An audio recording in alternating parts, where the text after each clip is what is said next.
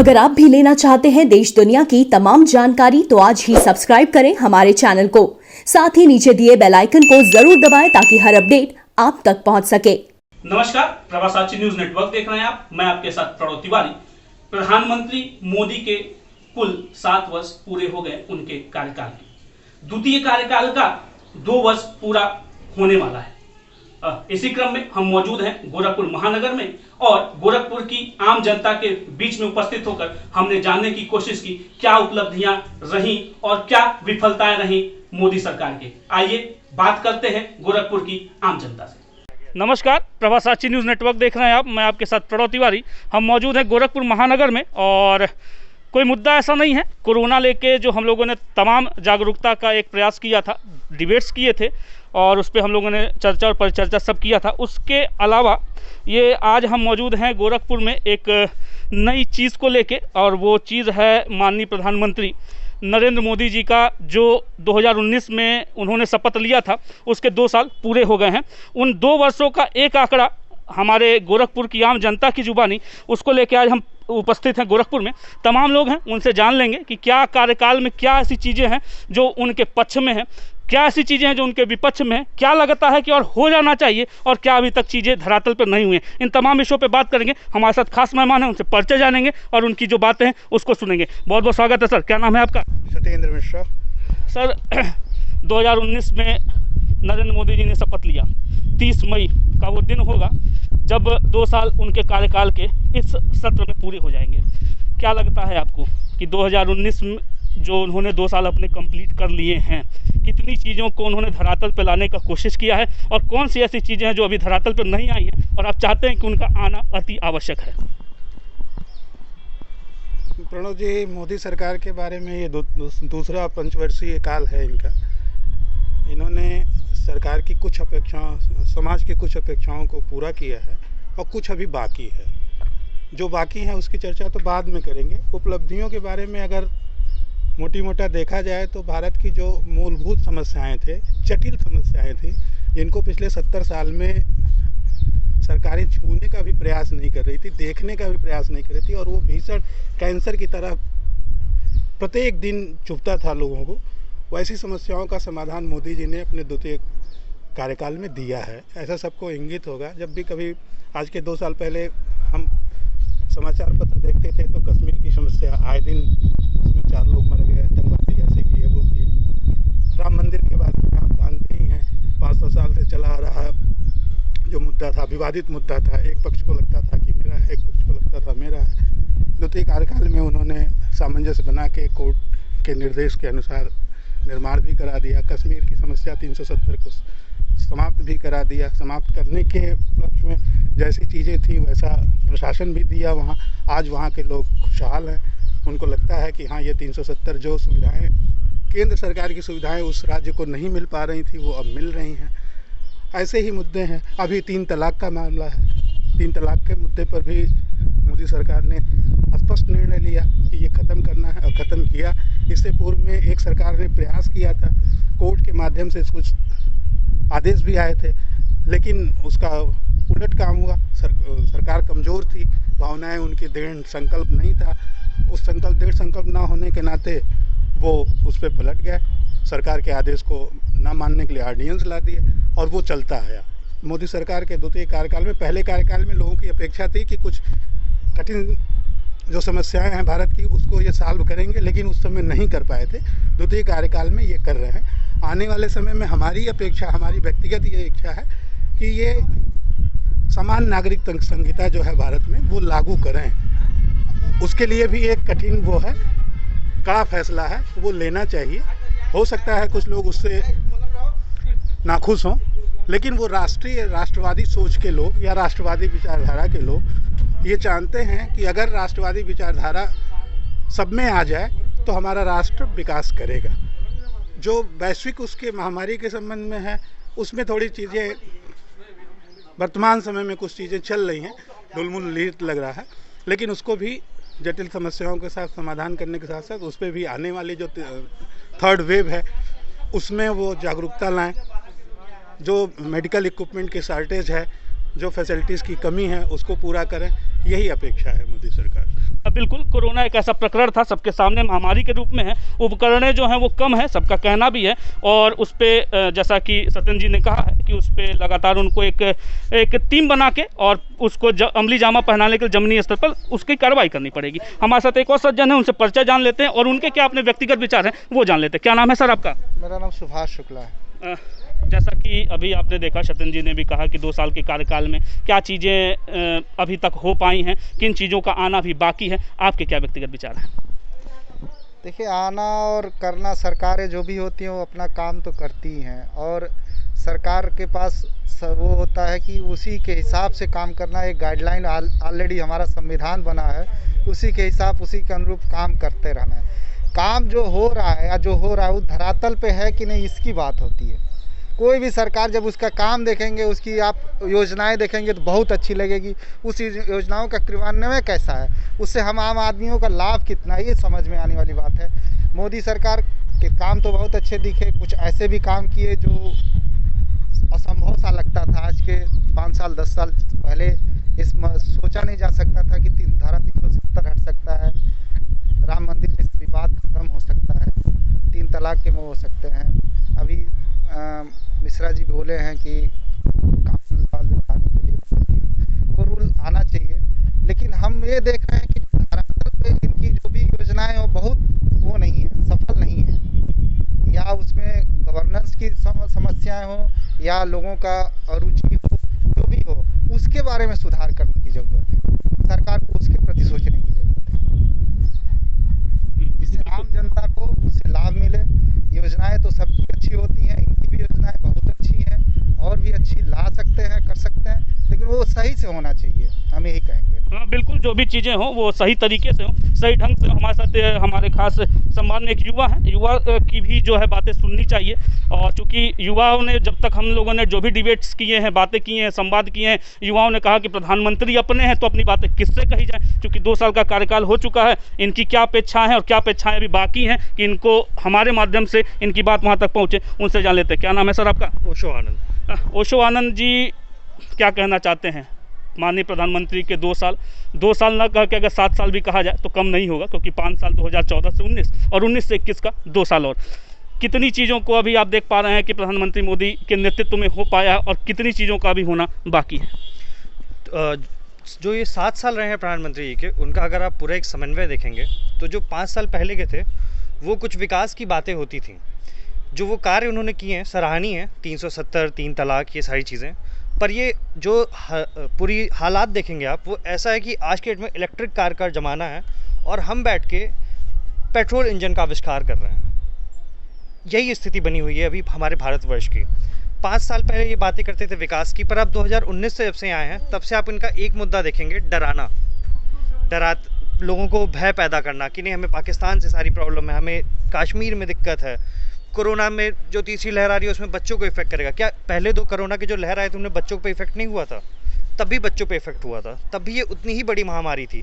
लेकिन अब एक हवा क्रिएट करना, इनसे क्या हो रहा है, हमारा एजुकेशन सिस्टम बैठता चला जा रहा है। जिम खुलते हैं, बार खुलती है, हर एक चीज़ें खुलती हैं, लेकिन स्कूल संस्थान है वो नहीं खुल सकता है। एग्ज़ाम्स टलते चले जा रहे हैं, कब होंगे उनका कोई रुझान नहीं नज़र आ रहा है। कोई प्रॉपर प्लानिंग नहीं है कि एग्ज़ाम को किस तरीके से कब कंडक्ट कराएंगे। एग्ज़ाम के बाद फिर आता है बच्चों के रोज़गार के लिए। रोज़गार के लिए सरकार कर क्या रही है, मुझे अभी आज तक ये 7 साल में नहीं समझ में आया। जो इनकी रोज़गार जनरेशन का जो वर्क है वो या तो बहुत ही वीक है या तो इनके पास कोई प्लान ही नहीं है। जो ये अपनी योजनाएं लाते हैं रोज़गार के लिए, वो भी एक खोखली योजनाएं होती हैं। मैं आपको अपना स्वयं का एक्सपीरियंस बताता हूँ। जो पिछले साल इन लोगों ने कुछ स्कीम लाई थी, प्रधानमंत्री रोज़गार योजना, मुख्यमंत्री युवा रोज़गार योजना, इन सबको देख के, मैं IIT बॉम्बे में इससे पहले रिसर्च स्कॉलर था, तो वहाँ से हम लोग आए, हम लोगों ने सोचा कि ठीक है हम कुछ शुरू करते हैं। प्रधानमंत्री जी ने कुछ इनिशिएटिव लिया है, शायद अब कुछ रोज़गार हम जनरेट करके हम खुद भी रोज़गार पाएंगे और कुछ लोग को और देंगे। उसमें जब हम लोगों ने अप्लाई किया तो उसमें उन्होंने बड़ा लिखा था कि ये आपकी जो भी इसमें आप अप्लाई करेंगे स्कीम में, आपको कुछ अपना सिक्योरिटी नहीं रखनी है, आपको इसी तरीके से मिलेगा, आपका प्रोजेक्ट अच्छा होना चाहिए। लेकिन ये केवल एक धोखा है।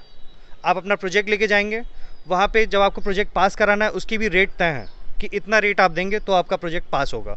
उसके बाद जब आपका फाइल बैंक तक पहुँचेगा तो आपको एक नई प्रॉब्लम पता चलेगी कि आपको कुछ ना कुछ सिक्योरिटी में रखना है। तो आप या तो ये चीज़ें पहले से क्लियर कर दीजिए कि चीज़ों को आपको सिक्योरिटी में रखनी है, या तो आप बच्चों को एक आपने दौड़ाया, महीने भर का इंसान का टाइम ख़राब हुआ, उसने एक रिसर्च की, एंड क्या हुआ, ज़ीरो। आप कुछ भी नहीं कर सकते हैं इसके आगे। क्यों? अगर इतना ही हर एक इंसान सक्षम होता तो वो आपके पास आपके स्कीम में क्यों अपना टाइम बर्बाद करता? वो जाता बैंक से सीधे लोन लेता, अपना कार्य करता। लेकिन आपने पहले युवाओं को जिस तरीके से ये भटका रहे हैं, कभी बोलेंगे चाय बनाने लग जाओ, पकौड़े बनाने लग जाओ। क्या सारे लोग चाय पकौड़े बना के एक हेल्दी जीवन जी पाएंगे? क्या सभी लोग वही खाएंगे? वो खाने के लिए भी लोगों को पैसे चाहिए। वो पैसे आएंगे कहाँ से? रोजगार जनरेशन जो है ना ये 7 साल में थी, ना अगले 2 साल में हुई है, और उम्मीद तो मुझे अगले 3 साल में भी नहीं दिखाई देती है। तो कुछ आपका विशेष सुझाव हमारे माध्यम से आप कहना चाहते हो? विशेष सुझाव यही है कि सरकार को, जो मैंने बोला कि ये जो कार्य कर रहे हैं ये वही वाला है कि आप इलेक्ट्रिक इंजन के ज़माने में आप पेट्रोल इंजन के बारे में बात कर रहे हैं, और आप उसको किस नए तरीके से बनाया जाए उस पर आप ध्यान दे रहे हैं। जो चीज़ें थी, ठीक है, मैं ये नहीं कहता वो होना ज़रूरी नहीं थी, वो होना ज़रूरी थी, लेकिन कहीं ना कहीं इन्हें और ज़्यादा ध्यान देना होगा स्टार्टअप्स के ऊपर। जो स्कीम ये ले आते हैं जिनसे इनको लगता है कि रोज़गार बढ़ेंगे, उनको थोड़ा और इन्हें बैठ के काम करना चाहिए। इनको उसके रूट तक देखना चाहिए कि क्या नीचे तक कार्य सही से हो रहा है या नहीं। हमने बोल दिया, नीचे कुछ और हो रहा है, ऐसा नहीं होना चाहिए। इनको एक पूरी ऑनलाइन सब कुछ कहने को है, लेकिन कुछ ऑनलाइन नहीं है। केवल आप ऑनलाइन एक फाइल है, इसको आप सबमिट किए जा रहे हो, उसके बाद भी आपको उसकी प्रिंट कॉपी देनी है। वही स्थिति है। स्थितियाँ कुछ नहीं बदली हैं, चाहे आप 5 साल पहले देख लो, चाहे अभी देख लो, स्थितियाँ वही की वही हैं। 5 साल पहले शायद रोजगार थे, IT सेक्टर बूम कर रहा था, लेकिन अभी वो भी नहीं बूम कर रहा। अगर आप रिसर्च साइड में जाओगे तो वहाँ पे फॉरेन इन्वेस्टमेंट की कमी है। वहाँ फॉरेन इन्वेस्टमेंट आज के डेट में इंडिया में आना बंद हो गया है। लेकिन अगर आप बाहर से देखोगे, मीडिया की सुनोगे, तो बिल्कुल आपको अलग चीज़ें दिखाई देंगी।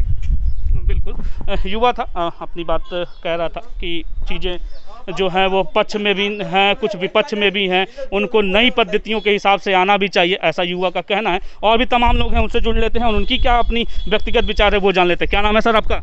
रवि प्रकाश मणि त्रिपाठी।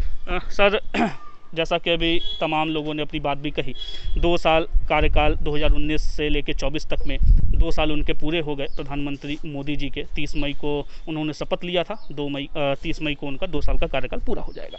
क्या कहना चाहते हैं आपकी? कितने चीज़ों को आप बदलते हुए देखे हैं या किन चीज़ों को अभी बदलना बाकी है, उस पर आपके क्या व्यक्तिगत विचार हैं? प्रणव जी, धन्यवाद आपको, और धन्यवाद है प्रभा साक्षी न्यूज़ को। वैसे तो मेरा वक्तव्य मात्र 2 शब्दों का है, फिर भी मैं थोड़ा उसको विस्तार में व्यक्त करूंगा। और राजनीतिज्ञ का मुख्य व्यापार करने का जो मोटिव है या जिस्ट है, वो है सपनों का सौदा। और मोदी जी से बेहतर आज की तारीख में भारत में सपनों का सौदागर कहीं कोई है नहीं। मोदी जी की ये बहुत बेहतरीन कुशलता हासिल है इसमें। बाकी ऐसा करने के पीछे कारण ये है कि मोदी जी सपनों को बेहतरीन ढंग से दिखाते हैं, और जैसे सपने देखते हुए आदमी कभी कभी अति उत्साह में सुबह उठता है तो बड़ा तरोताज़ा अपने को महसूस करता है। 1-2 दिन बाद उसको लगता है कि अरे यार, ये तो सपना ही था। वही मोदी जी के कार्यकाल में हो रहा है। रही बात, कुछ मित्रों ने अभी धारा 370 और ट्रिपल तलाक, फिर आपका राम मंदिर, इन मुद्दों पे जो निर्णय लिया गया है, नोटबंदी भी भारत में हुई है। नोटबंदी के पीछे सपना ये दिखाया गया था कि भारत से भ्रष्टाचार खत्म, ये खत्म, वो खत्म, और सारी दुनिया बस इसी सपने के पीछे कईयों महीने तक शायद बिना सब्जी के, क्योंकि पैसा था लोगों के पास, लेकिन फिर भी नोट वो चलता नहीं था। एक्सचेंज के लिए लंबी लंबी लाइनें थीं, तमाम तरीके की सुविधाओं के बीच अचार से भी बड़े चाव से खाया। ये मोदी जी का खूबसूरत व्यापार का तरीका है। बाकी रहा भ्रष्टाचार कितना ख़त्म हुआ है, ये मुझे कहने की ज़रूरत नहीं, सभी को दिख रहा है। अभी एक ओशो आनंद जी कह रहे थे ना कि वो फाइल प्रोजेक्ट पास कराने के लिए भी रकम, किसी समय में मैं भी बेरोज़गार था, उस समय मैं भी शिक्षित बेरोजगार योजना 25,000 रुपये मिलते थे, तो उस समय भी थोड़ा बहुत रेट था कि मिठाई खिला दीजिए, जो जिला उद्योग केंद्र के मैनेजर साहब हैं, असिस्टेंट मैनेजर, उनके घर मिठाई उठाई लेकर पहुंच जाइए, फाइल पास हो जाती थी। बैंक मैनेजर साहब को 1000-2000 रुपए का कोई गिफ्ट उनके घर पहुंचा दीजिए, बस इतने में। अब क्या है कि ये गिफ्ट और मिठाई उठाई बड़ा सस्ता हो गया ना, गली गली मोहल्ले मोहल्ले में बिक रहा है। अब सबको मिठाइयाँ बनाओ, समोसे बनाओ, तो मिठाई समोसा तो गली गली मोहल्ले मोहल्ले में हर आदमी खा के आघा गया, और शुगर के मरीज भी बढ़ गए हैं, तो मिठाइये भर से काम नहीं चल रहा है।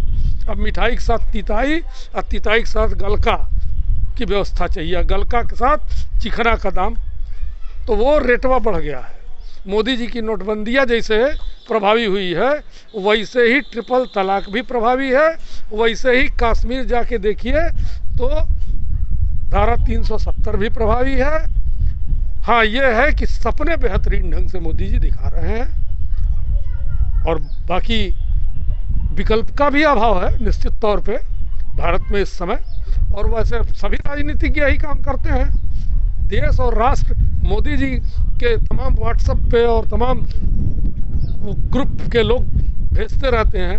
राष्ट्र को प्रथमता रखने के लिए महाराणा प्रताप ने अपने राष्ट्र की जनता को नहीं घास की रोटी खिलाया था, खुद राष्ट्र की घास की रोटी खाए थे। मोदी जी का क्रिज कभी आपने खराब देखा है, या शाह जी का, या ही हमारे महात्मा जी जो हैं, कभी जमीन पे पैदल ये लोग चलते हैं, आकाश में ही उड़ते रहते हैं। चश्मे का फ्रेम मोदी जी का प्रधानमंत्री के पूर्व काल का देखिए, और अब जब प्रधानमंत्री हुए तब देखिए, आए दिन बदलते रहते हैं। पता नहीं लाख के हैं कि करोड़ के हैं, ये मैं जानता नहीं। हम लोग 1500 वाले आदमी हैं, हम लोग उतना ही आंक सकते हैं। बिल्कुल, चुनावी मुद्दों को लेके चूंकि आपने बेबाकी से बात भी रखी है, एक मेरा प्रश्न था कि जैसा कि चुनाव को देखा गया है कि अभी कुछ विगत दिनों से बैठकें चल रही हैं, बैठक हुई भी हैं 2022 विधानसभा उत्तर प्रदेश के चुनाव के लिए।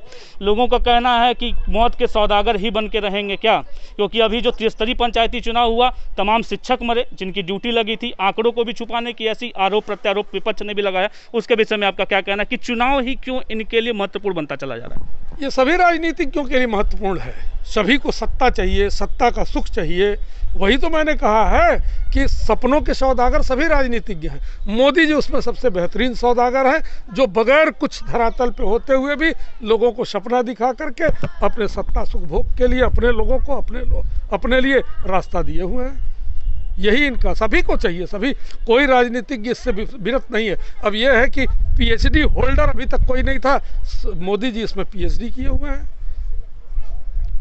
बिल्कुल, अपने व्यक्तिगत विचार हैं, कुछ जो है नाराज़गी भी है और कुछ उनकी खुशी भी है, क्योंकि विकल्प नहीं है। जैसा कि आपने कहा भी, रवि प्रकाश जी हमारे साथ जुड़े हुए थे, उनका कहना है कि विकल्प न होने की वजह से भारतीय जनता पार्टी जो है अपना एक फ़ायदा उठा रही है। और जैसा कि उन्होंने कहा भी है कि दूरदर्शिता जो है उनकी कमी है, भारतीय जनता पार्टी में दूरदर्शिता कमी है। और भी लोग हैं, हमारी गोरखपुर की आप जनता है और अपनी बात रखने का उनका हक भी है। हम एक मंच देते हैं तो उनसे जुड़ लेते हैं और जानते हैं कि उनकी क्या प्रतिक्रिया। क्या नाम है सर आपका?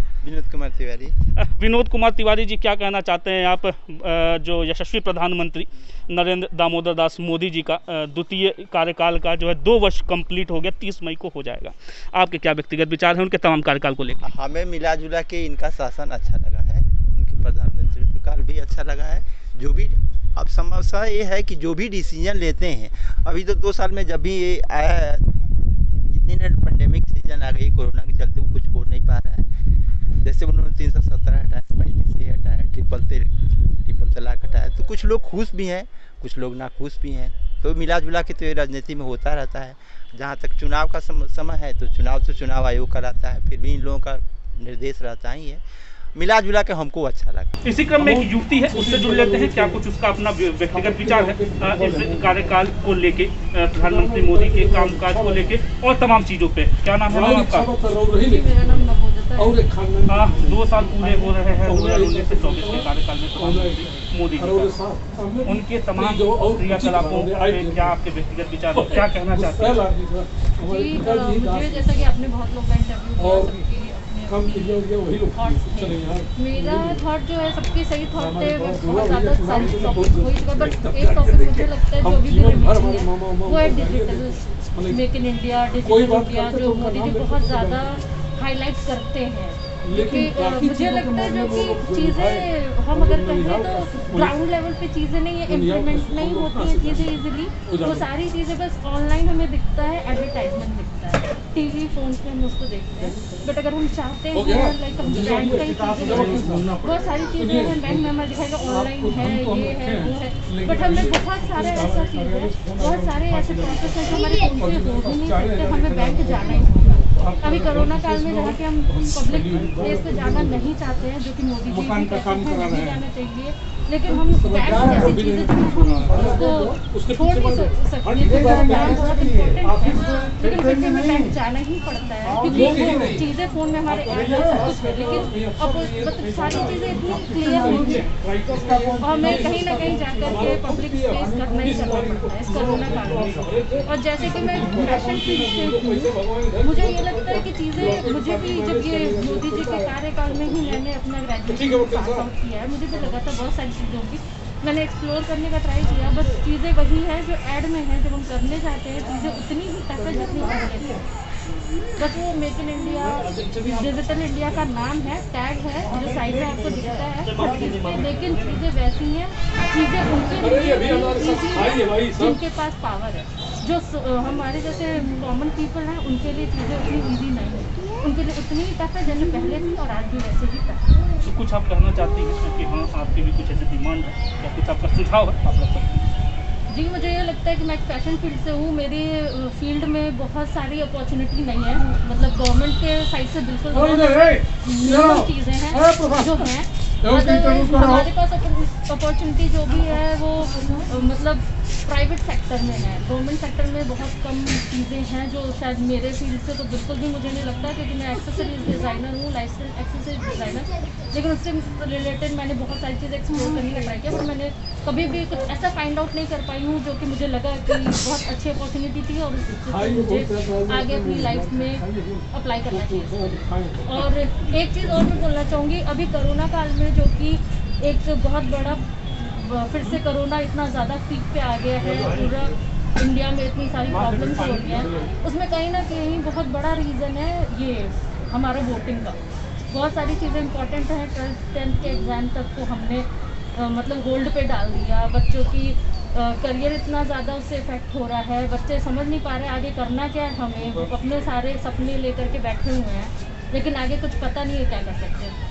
मोदी जी ने सारी चीज़ें होल्ड पे रख दी, बट वोटिंग को होल्ड पे नहीं रखा। Digital India, make in India का बात करते हैं तो क्यों नहीं हम ऐसा कुछ कर सकते कि ऑनलाइन हम वोटिंग कर लें। अगर मेक इन इंडिया है तो इसको इम्प्लीमेंट करके दिखाएं। अभी उसकी सबसे ज़्यादा ज़रूरत थी कोरोना काल में कि हमें मेक इन इंडिया को दिखाना चाहिए था, डिजिटल इंडिया को दिखाना चाहिए था, रिप्रेजेंट करना चाहिए था, बट मोदी जी ने वो ना करके वोटिंग की, जिसमें सोशल डिस्टेंसिंग कोई भी चीज़ें, मास्क, ये वो सब सारी चीज़ें साइड रख के वोटिंग पे ही सारा फोकस था, जिसकी वजह से आम जनता को बहुत ज़्यादा सफर करना पड़ा। बिल्कुल इनका अपना सुझाव था और हम कोशिश भी करते हैं कि लोगों के सुझाव को ऊपर तक पहुंचाने की कोशिश की जाए। हाँ बिल्कुल, हाँ अशोक जी, आप क्या कहना चाह रहे हैं? सर कुछ और मुद्दे हैं जो 2 पॉइंट मैं भूल गया था, जैसे एक आपकी स्कूल की फ़ीस हो गई और जितने भी बच्चे कॉलेजेस में उनकी फ़ीस की है, कोई बच्चा कॉलेज नहीं जा रहा है, कोई बच्चा स्कूल नहीं जा रहा है, स्कूल का इंफ्रास्ट्रक्चर यूज़ नहीं हो रहा है, लेकिन फ़ीस लिए जा रहे हैं लोगों के साथ दिक्कत है, आर्थिक प्रॉब्लम है, आज के डेट में सैलरी लोगों को कट के मिल रही है, तो स्कूल की जो फ़ीस है वो पूरी क्यों ली जा रही है? अध्यापकों को सैलरी नहीं मिल रही है। एक आपने मेमोरेंडम डाल दिया कि स्कूल से इस बारी फीस नहीं लेंगे, सत्र इस बारी ऑनलाइन चलेंगे, पर क्या आपने ज़मीनी स्तरों पे वो स्कूल उन चीज़ों को फॉलो कर रहे हैं? नहीं। तो इस पर भी एक सुझाव है कि जिस तरीके से मैंने बोला कि रोज़गार में भी चीज़ों को आके धरातल तक देखें, ऐसे इनको धरातल तक इस पर भी चीज़ें देखनी चाहिए। दूसरा जो मुद्दा है वो चुनावी मुद्दा है।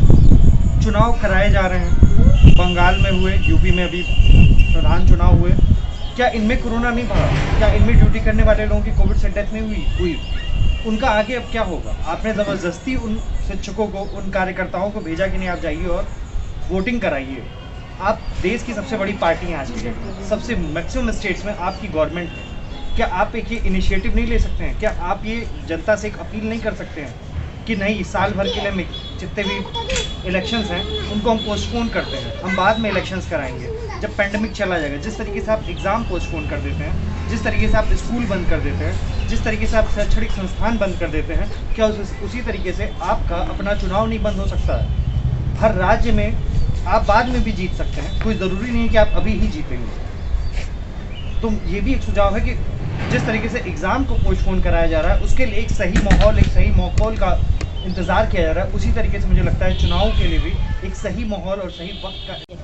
इसी क्रम में एक युवती हैं, उनसे जुड़ लेते हैं, उनका क्या व्यक्तिगत विचार है। क्या नाम है मैम आपका? रेणुका जी, क्या कहना चाहती हैं आप प्रधानमंत्री मोदी के बारे में और उनके कार्यकाल के बारे में?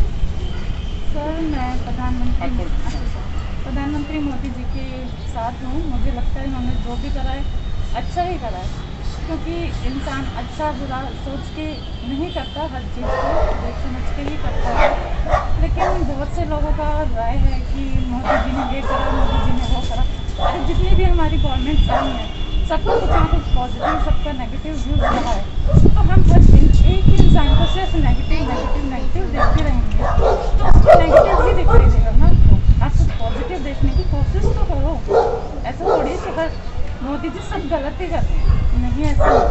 और मैं अपनी न्यूज़ में बोलूँगी, मैं अपनी तरफ से बोलना चाहूँगी कि मुझे मोदी जी से कोई प्रॉब्लम नहीं है। जो भी उन्होंने करा मुझे बहुत अच्छा लगा और मैं चाहती हूँ कि अगले साल भी, मतलब नेक्स्ट टाइम जब भी हो तो वही है। बिल्कुल, काफ़ी प्रभावित है, अपने प्रधानमंत्री से काफ़ी प्रभावित है। उनका कहना है कि 2024 का चुनाव हो, लोकसभा का चुनाव हो, उसमें प्रधानमंत्री मोदी ही हमारे प्रधानमंत्री बने। हमारे साथ तमाम गोरखपुर की आम जनता जुड़ी हुई थी, उन्होंने अपनी बातें रखी हैं, बेबाकी से बातें रखी हैं। कुछ का उनके पक्ष में बात गई कि प्रधानमंत्री मोदी ने बहुत अच्छा किया कि धारा 370 हट गई। जो हमारे पुराने मुद्दे थे राम मंदिर का, वह भी उन्होंने अपने इसी कार्यकाल में उसको अमली जामा पहनाया है। और भी सारे मुद्दे थे, तमाम लोगों ने अपनी बातें कही हैं। कुछ का कहना था कि प्रधानमंत्री मोदी को वो 2024 में फिर से अपना प्रधानमंत्री देखना चाहती हैं। डिजिटलीकरण की बात की जाए तो लोगों का कहना था कि डिजिटली जो है ऑन पेपर तो बहुत सारी चीज़ें हुई, विज्ञापन भी हुए, लेकिन धरातल पर और ज़मीनी स्तर पर उसका निवारण नहीं हुआ। प्रभासाची न्यूज़ नेटवर्क की टीम हमेशा से कोशिश करती रही है कि जो आम जनमानस की बात है ऊपर तक पहुँचाने का काम करे।